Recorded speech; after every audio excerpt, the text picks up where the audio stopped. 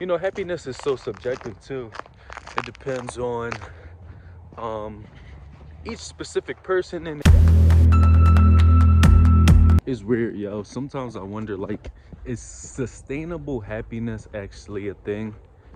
I don't think I'll ever technically be happy or even content, because I'm the type of person that I always want more, or like a lot of things I've tapped out of wanting more of, because I woke up to certain things and I realized that certain things don't really resonate with me, or I only wanted certain things, or I only seek validation through certain things because of things that I didn't get in my childhood, or whatever the case may be. But happiness is so subjective too.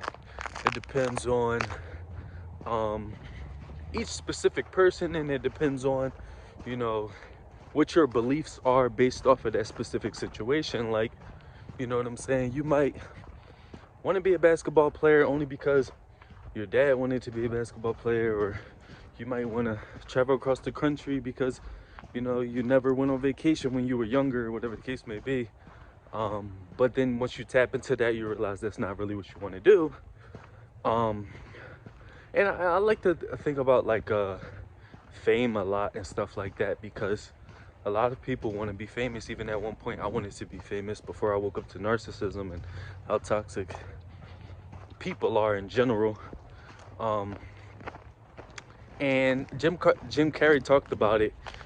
He said he wants everybody to like become famous, rich and famous, so they can realize like that's not basically going to make you happy, or whatever the case may be. But it's funny because somebody had commented on that video, and it was like I don't want to hear that. He's been famous for 20-30 years, or whatever the case may be. But the funny thing about that is, just because somebody has been famous for so long does not mean, like, what are they going to do? What are they going to do? Break up with fame? People stay in relationships for years and years and years, and they hate those relationships, but they still stay in them because it's like a toxic bond. You know what I'm saying? And once you become famous, rich and famous, what are you going to do? You hide, or whatever. You know what I'm saying? So, and I responded to that comment, and I was basically telling the person like, he is able to be in something for 30 years and not be happy with it. It happens, you know what I'm saying? But yeah, I feel like happiness is so subjective depending on the person. But like I said, I don't think nothing specifically will make me happy. I thought basketball would make me happy. I thought a relationship would make me happy. I thought that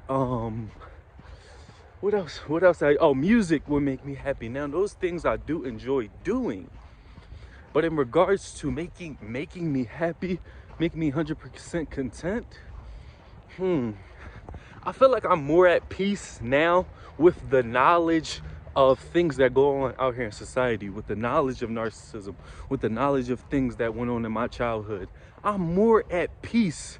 Like, when I tell y'all that most of my greatest creative endeavors come from everything that I used to do, my music, basketball, fitness, I guess, I don't know, but it comes from everything that I used to do, right? But I'm still creative, but I was more creative when I was depressed. I was more creative when I was going through things. I'm gonna go this way actually, because I'm actually early. I'm like an hour early, but I was actually more creative when I was more depressed, which is crazy because, like, especially I wrote my best lyrics when I was depressed. I made my best videos when I was depressed. But as I stepped away from toxic people, as I worked on myself and realized why I was operating the way I was operating, which was messing with me trying to be happy, I realized that I don't know, I feel like I changed my perception on what happiness is, because I feel like I'm more happier, but in a sense I'm more at peace and I'm less depressed. That's where I was getting at with that point. Once I tapped into so much, my depression went away. Oh my God. I said this on my other videos, but ain't that crazy how I wanted to get rid of my depression for years and years and years and years. I was trying so hard to get rid of my depression. Like, I had a cloud in the top of my head. You know what I'm saying? I used to go to work and I used to have a cloud in the top of my head, literally. And I didn't know how to get it out of there. But all it was, and Jim Carrey said this as well in one of his videos, because I watch a lot of those motivational videos, Denzel Washington, Will Smith and stuff like that. He says it in one of those videos that depression is you basically telling yourself, I don't want to be this character anymore. So I became that character because of the people I was around, because of the toxic people I was around, because I come from a toxic family, because, you know, I wasn't being my authentic self. I wasn't being my real self. I wasn't being who I wanted to be.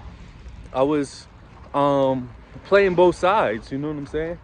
I was playing both sides, and I feel like I was on the fence, literally, and God pushed me on the other side because I kept playing both sides of the fence.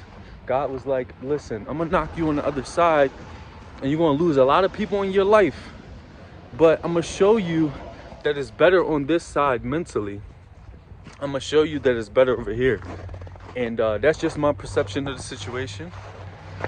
Some people can see it the other way. Sometimes I sit back and think, you know, about just everything, you know. I sit back and think about happiness. I sit back and think about goals, and I sit back and think about just life, how things pan out. Like, I never thought that my life would be the way it is now. Like, it's almost like, it's not almost like, it is like that I'm basically living in like a completely different reality than everybody else. Because people can't see, I'm probably gonna go this way, but people can't see the things that I see. Not saying that I'm unique, but like, in regards to everything that went on in my life. And these things add to, I'm trying to cross the street, but these things add to or take away from what we call happiness, you know what I'm saying? And the crazy part is, you might have to, what is that? You might have to, I said a video was recommended on YouTube, but you might have to separate yourself from things that you never thought you would have to separate from,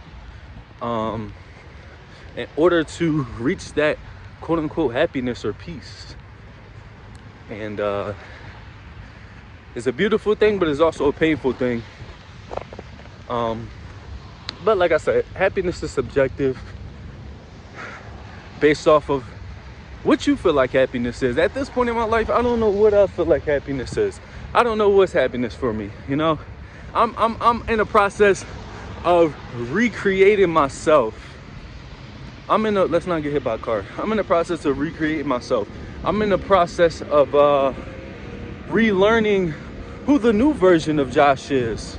Because for years and years, I was basically living on in a facade in a way.